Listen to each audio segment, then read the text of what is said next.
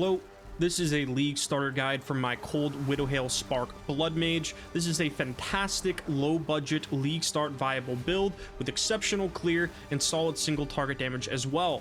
With the 0.4 update, we received some early and mid-game buffs along with some end-game nerfs via the removal of Atuli's Bloodletting. And in this video, I will go over all the changes as well as the gear, gems, jewels, and the passive tree, including a slew of crafting guide clips from my twitch.tv/pathofky, as well as a full written leveling and endgame guide, which I will link below. So to start off, I'm going to go over a brief overview of the mechanics of the build.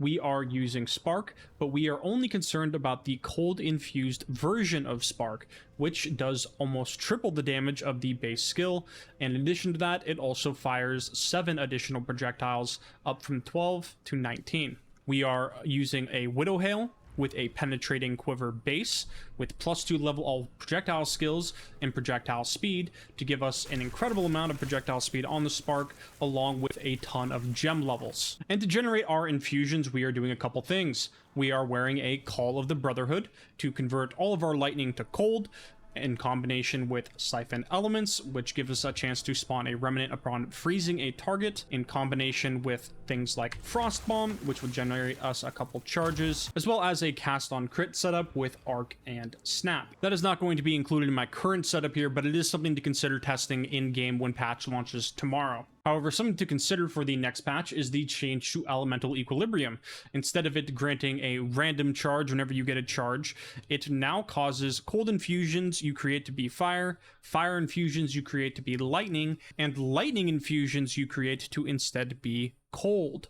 This means that if you use to set up something like Ball Lightning with Lightning Warp in your Cast on Crit setup, it is going to be creating almost infinite cold remnants. It's going to make you move really fast around the map, and it's something to consider. Starting off, I will hover over each piece of gear really quick in case anybody wants to just immediately copy it, and then afterwards I will go in and talk about each piece and how they work together. First up is a Widowhail for the increased bonuses gained from Equip Quiver. This, in combination with a penetrating quiver base, gives us all the pierce we need for our Spark, along with +2 projectile skills and projectile speed, giving us both a ton of gem levels and a ton of projectile speed. Once you have those two lines, you then want to go for a Desecrated Suffix for either projectiles have increased crit hit chance against enemies further than 6 meters for clear, or increased critical damage bonus for mobs within 2 meters for single target. Next up, we have an amulet here. You do not need a perfect 50 spirit, but you do want to go for a Fractured Spirit amulet. Early on, obviously, you can use just an amulet with much less spirit and +2 all spell skills or +2 projectile skills, and that would be great. Other stats you want to look for here are spell damage, maximum energy shield, cast speed, crit multi. Next up, we have a big ES chest piece here, this working in combination with the Blood Mage node to give us a ton of extra flat life, along with the energy shield and just resistances. For a ring, this is just a random rarity ring. You can also use a Seed of Cataclysm here for way more damage over a rarity ring. We have a Call of the Brotherhood. This is the other core item of the build. Again, with the Elemental Equilibrium change, this might not be necessary, but starting off, you can pick this up at level 32 for 1 Exalt, and you should do so. Next up, we just have a pair of Energy Shield gloves with the effect of socketed items from the Essence of Horror. This is getting reduced to 60% in the next patch, but you absolutely do not need these early on. This is just something to look for in endgame. To start off, just get a big pair of life gloves with some energy shield, some resistances, and later on you can go for making a pair of gloves like these. As for the belt, we just have a life and res belt, nothing else. And then the movement speed boots, which are also being toned down in the next patch. Again, you do not need these. Just start out with a pair of boots with some life and energy shield, movement speed, and later on you can go for these. As for our 3 charms, you want to use a Stone Charm, a Thawing Charm, and a Silver Charm. This one is a little bit exchangeable, but I highly recommend Silver. And our flasks are just increased amount of recovered and charges per second, you know, whatever on the suffixes really. As for our cores that go into the Widowhail here, your 3 options really. You have the cheap option, which is increased projectile speed, skill speed, which is just for a little bit feel good. It's not really great, and in my opinion, the best of them is going to be gain 5% of damage as extra of all elements. Next up, I'm going to go over our jewels here. First off, we have Time Lost Sapphires. These are giving a ton of damage to the build, and you can craft them for dirt cheap. You can craft these things for 1 to 2 divines early on. It's super cheap, and I will go over how to craft those later on in the video. Stats you're looking for, though, are going to be the crit damage bonus, spell crit bonus, and on your prefixes, you're looking for just anything else, really, some energy shield, cold damage, but the double multi is what you're really looking for. Crit damage chance is okay as well. And same thing on a regular jewel, you're just going to be looking for crit damage bonus, spells, regular, energy shield, some spell damage, cold damage, but the crit modifiers are by far the most important. Next up, I'll go over the gems. We have Life Remnants hooked up with Harmonic Remnants 2, Remnant Potency 1, Sigil of Power on our offhand swap with Prolonged Duration 2, Magnified Area 2, Spark with Projectile Acceleration 3, Rising Tempest, Prolonged Duration 2, Blindside, and Efficiency 2, Frost Bomb with Potent Exposure, Overabundance 2, Spell Echo, Harmonic Remnants 2, and Short Fuse 1. Cast on Crit with Snap, Arc, Blind 2, Boundless Energy 2, and Eshe's Radiance. Siphon Elements with Harmonic Remnants 2, Cold Mastery, Mysticism 1, Orb of Storms with Overabundance 1, Harmonic Remnants 2, Rising Tempest, considered casting, and Ellie Weakness with Heightened Curse, Mag Area 2, and Focused Curse. These are the endgame gem setups. You can see a full step-by-step gem guide on the written guide below. As for our weapon set assignments, we have Spark set to only set 1, Frostbomb set to set 2, Cast on Crit set to both, Siphon Elements set to both, Orb of Storms set to set 1, and Elemental Weakness set to set 2. Next up, I'm going to go over how to play the build. It's a 1-button build.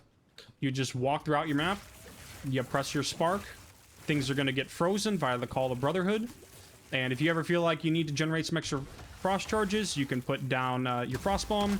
This is going to apply huge exposure, so you can use it against rares as well, and it'll grant you some additional frost remnants. As for a single target, all you're going to do is start with Sigil of Power, Elemental Weakness, Frost Bomb, and then spam your Sparks. Using Frost Bomb on cooldown to generate some extra remnants for single target. That's all you do. As for our Ascendency, we are a Blood Mage. We start out getting Sanguimancy for free, and the first point you want to take is Vitality Siphon, followed up by Sunder the Flesh, then Grasping Wounds, and finally Crimson Power. Tree just starts up here, comes up here, grabs some Cold Infusion stuff, Freeze Nodes, Duration, Crit, some damage, some cast speed, some life arcane surge, and then you come all the way down and path here to blood magic. This is the end game tree, and the written guide has 3 separate trees for you to go through. A leveling tree, which will be a non-crit, focused more on freezing, and then you transition to a crit mana variant, and then finally this blood magic variant. As for our weapon set passives, I'm highlighting here. You get dampening shield, weapon set 1, sudden escalation, patient barrier, controlling magic, touch the arcane, and storm charged. Finally, sigil of lightning, and vulgar methods and barbaric strength.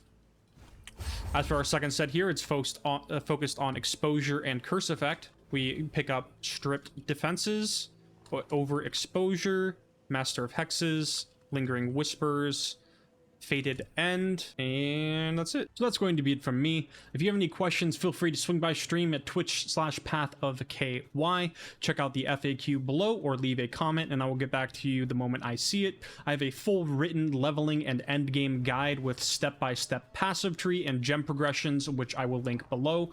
If you like this video, please leave it a like, and if you want to see more updates to this build or other builds I do this league, subscribe now. I'm just going to leave a little bit of raw footage at the end here showcasing a full map so you can get an idea idea if it's something that you might like to play. All footage in this video was taken without a Thule's Bloodletting or Tech Rod, although you will still be using the nerfed Tech Rod in the end game. And yeah, thanks for watching.